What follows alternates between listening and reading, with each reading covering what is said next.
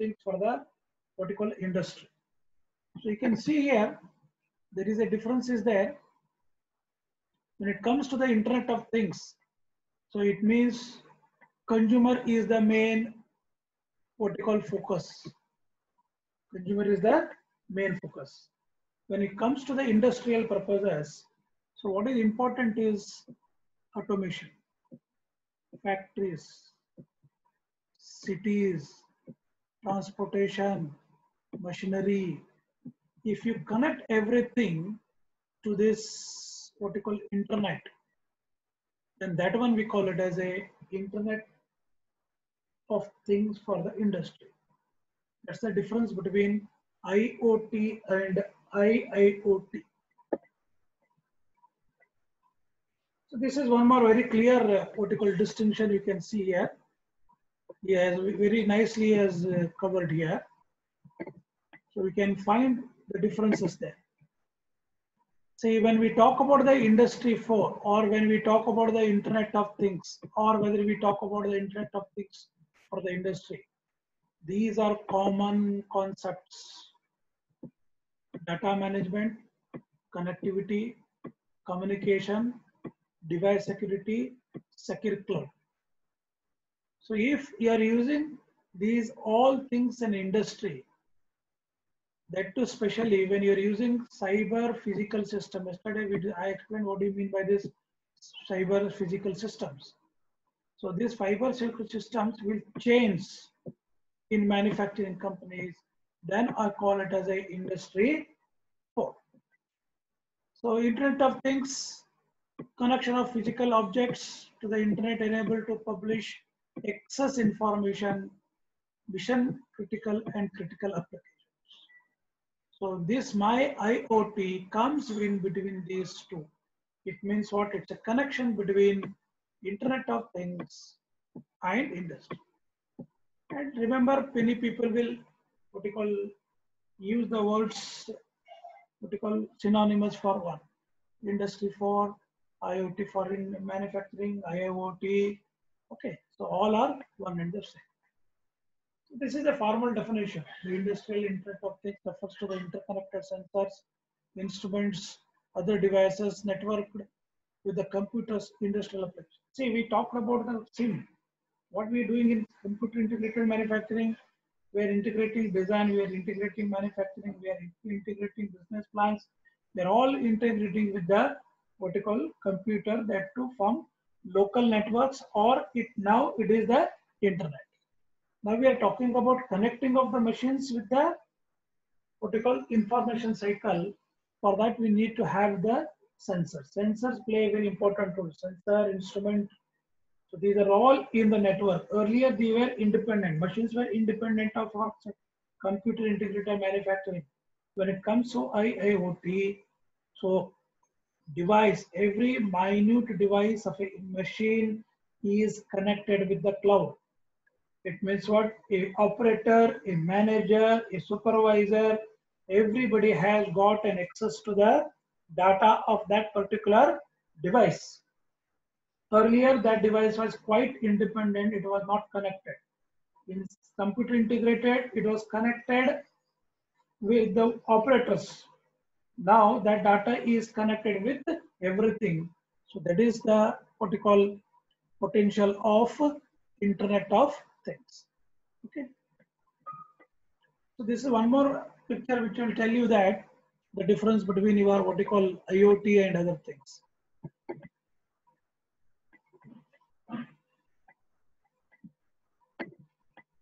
So again, this is what you call different industries: food, textile, electronics. Now this is Internet of Things.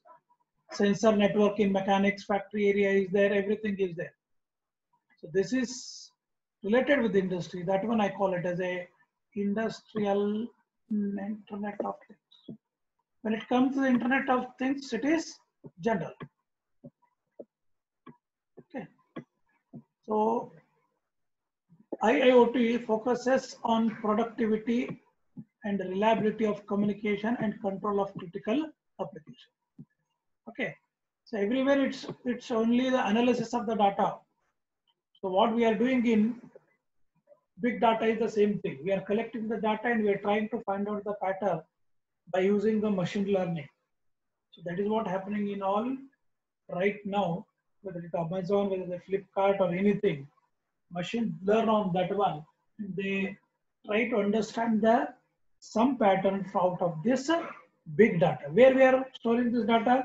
We are storing this data in the cloud. So the big benefit of what you call industrial Internet of Things is that one, everything is informed. So it means what? Your products are informed. Why their products are informed? They are all connected. Products are connected. People are informed. People are also connected. Okay. So design fellow, operation fellow, maintenance fellow, okay, quality service, safety, all persons are in the same network. If anything goes wrong in the operation, immediately the safety person will come to know about it. If there is any predictive maintenance is there, this maintenance department will immediately update the what you call safety and what you call service departments. Earlier, this communication, what you call, it was not communicated properly. So informed people are there, informed products are there, even processes. Any process you talk about it, whether it is a manufacturing from say that one turning, drilling, milling. So all the processes are informed to each other. When the process is starting, when the process is ending, whether it is on the loading position, whether it is on the unloading position, whether the product is passing through this one. So this will help us to have a flexible and adaptable supply chain.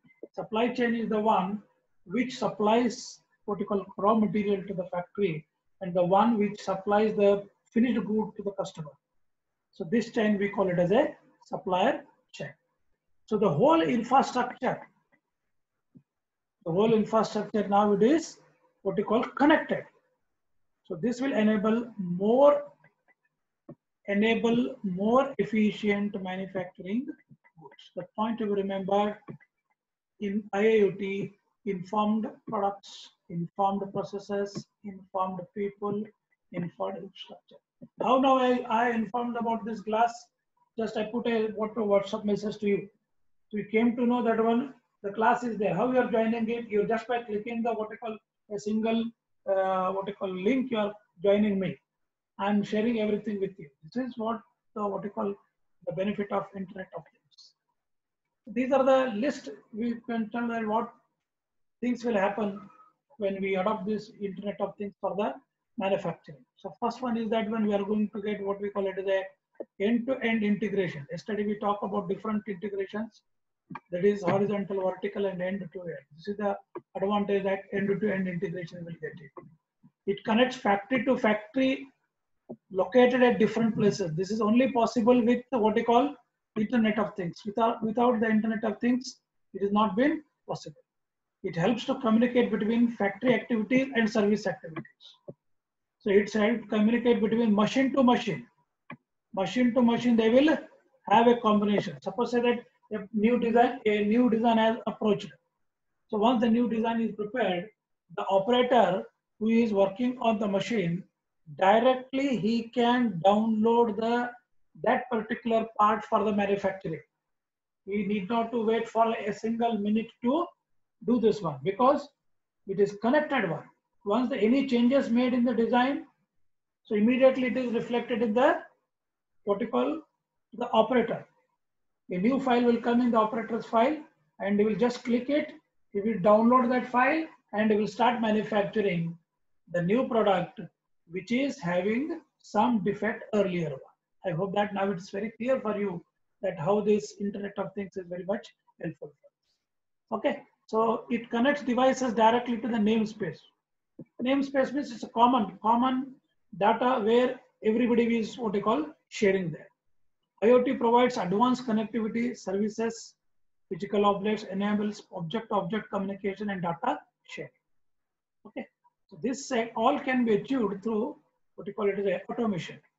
Control and automation aspects like heating, lighting, various industries we put sensors, all data is taken, and it's a huge data. That's why I need a big data.